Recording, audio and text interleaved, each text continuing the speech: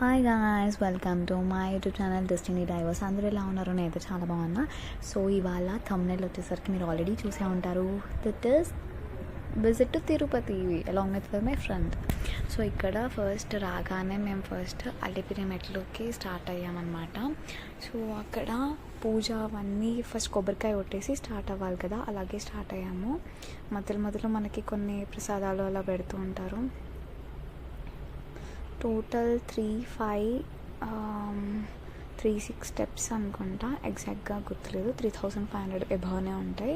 So ఇవన్నీ ఇక్కడ stalls అనమాట, ఫుడ్ స్టాల్స్. చాలా బాగా అప్డేట్ అయిపోయింది ఇప్పుడు మొత్తము. ప్రీవియస్గా అవేం లేకపోయేవి, ఎక్కడో కొన్ని షాప్స్ ఉండేవి అంతే.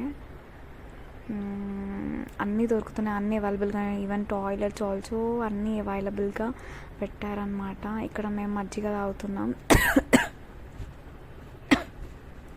ఇక్కడ ఒక అబ్బాయి చాలా క్యూట్గా ఉన్నాడు. సో అక్కడ టోకెన్ దర్శనం కోసం మనం వెయిటింగ్ హాల్లో కూర్చున్నప్పుడు ఇది నేను క్యాప్చర్ చేసి ఉండే. పిల్లలు హాయ్ చెప్తున్నారు. అలాగే మనకి ఎప్పుడైనా సమ్మర్ కాబట్టి వాళ్ళు మజ్జిగ కూడా ప్రొవైడ్ చేస్తారనమాట. చాలా బాగుంది అనమాట. అదొక డిఫరెంట్ ఆనందం, అనుభూతి, సంథింగ్ డిఫరెంట్ వెరైటీ అనమాట. వచ్చి 1 వీక్ కూడా అవ్వట్లేదు, అప్పుడే మళ్ళీ వెళ్ళాలి అన్న థాట్ వచ్చింది. ఇది మోకాళ్ళ పర్వతం అండ్ ఫైనల్గా రీచ్ అయిపోయిన అలిపిరి అయిపోయింది. ఇది మన గోపురం అనమాట.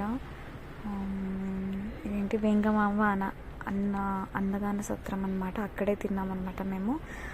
రూమ్ ఏం తీసుకోలేదు, సెపరేట్గా లాకర్లోనే పెట్టుకొని స్నానం చేసి దర్శనానికి రీచ్ అయిపోయి తర్వాత ఇక్కడ భోజనం చేసాము మేము. ఆల్రెడీ లంచ్ బ్రేక్ఫాస్ట్ కూడా పెడతారు.